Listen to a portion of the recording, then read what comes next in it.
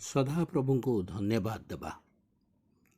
सदाप्रभु समस्त पढ़ा लोक को धरी रखती और नई पढ़ा लोक को उठाती।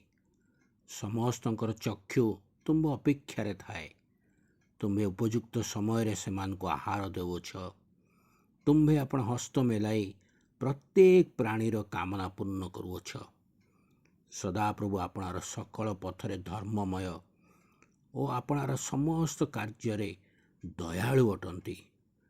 सदाप्रभु अपना निकट प्रार्थना करी सत्य भाव प्रार्थना करी समस्त निकटवर्ती अटंती।